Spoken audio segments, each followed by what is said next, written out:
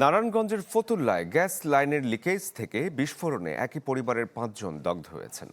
ভোরে উত্তর ভুইঘর এলাকার একটি ৮ তলা ভবনের নিচতলার ফ্ল্যাটে এই বিস্ফোরণ হয়। খবর পেয়ে ঘটনাস্থলে পৌঁছায় ফায়ার সার্ভিস। প্রাথমিকভাবে ধারণা করা হচ্ছে ফ্ল্যাটের পশ্চিম পাশের রান্নাঘরের গ্যাস লাইন লিকেজ হয়, বন্ধ কক্ষে গ্যাস জমে থাকে। পরে লাইটার জ্বালানোর চেষ্টা করলে মুহূর্তেই বিস্ফোরণ হয়। গুরুতর আহত হন ভাড়াটিয়া মোহাম্মদ কালাম, তার স্ত্রী ও ৩ সন্তান। তাদেরকে ঢাকার জাতীয় বার্ন ইনস্টিটিউটে ভর্তি করা হয়েছে। ঈদ আসবে, সাথে ক্যাশব্যাকও আসবে। নিজের বা প্রিয়জনের জন্য কেনাকাটায় এবারও নগদ পেমেন্টে পাচ্ছেন দারুণ ক্যাশব্যাক। তাই যাই কিনুন, পেমেন্ট করুন নগদে। এ বিষয়ে আরো বিস্তারিত জানাতে ঘটনাস্থল থেকে সহকর্মী আহসান সাদিক এই মুহূর্তে যুক্ত হয়েছেন আমাদের সাথে। সাদিক, এই মুহূর্তে ঘটনাস্থলের সবশেষ পরিস্থিতি আমাদের জানাবেন, পাশাপাশি যারা আহত হয়েছেন তাদের তথ্য যদি আপনার কাছে থাকে আমাদের জানাবেন। শরীফ, দগ্ধ তথ্য আগে জানাই, তাদেরকে এই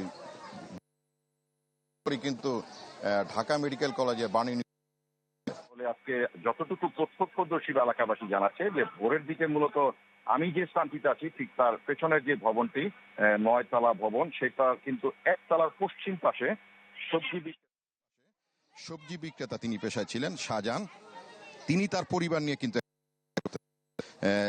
যে প্রতিবেশী যারা রয়েছেন তারা যেটি বলছেন যে আসলে ভোরে যতটুকু ধারণা করা হচ্ছে যে হয়তো পারিবারিক কাজে চুলা ধরাতে গিয়ে দেয়াশলাইয়ের আগুনের মূল সূত্রপাতটি হয়েছে বলে তারা ধারণা করছে এবং দেয়াশলাই ধরার সাথে সাথে একটি প্রকট বিস্ফোরণ হয়। আপনি হয়তোবা দেখতে পাচ্ছেন যে যেই ফ্ল্যাটটিতে তিনি থাকতেন তার পাশে যে গ্লাস রয়েছিল সেই গ্লাসের কিন্তু বিস্ফোরণের তীব্রতায় কিন্তু সেটি বিস্ফোরিত হয়ে কিন্তু যে চলাচলের যে সড়ক রয়েছে সেই সড়কে পড়েছে। তো এলাকাবাসী আরেকটি ব্যাপার বলছেন যে নারায়ণগঞ্জে বেশ কয়েকটি স্থানে অনেকদিন ধরে কিন্তু আসলে গ্যাস বিস্ফোরণের একটি ব্যাপার কিন্তু প্রায় ঘটে থাকে এবং এটি থেকে কিন্তু আসলে তারা প্রতিকার চান এবং শাহজাহান তার পরিবার নিয়ে এখানে বসবাস করতেন, সেই সাথে পরিবারের সর্বমোট সদস্য ছিল ৫ জন এবং বিস্ফোরণের পরপরই কিন্তু এলাকাবাসী তাদেরকে সরাসরি ঢাকা মেডিকেল কলেজে নিয়ে ভর্তি করায় এবং সেখানে কিন্তু তারা চিকিৎসাধীন অবস্থায় রয়েছেন বলে আমরা যতটুকু স্থানীয় সূত্র জানতে পেরেছি। তো বলা যায় শরীফ, এই হচ্ছে নারায়ণগঞ্জ থেকে সর্বশেষ পরিস্থিতি গ্যাস বিস্ফোরণ। ধন্যবাদ আপনাকে।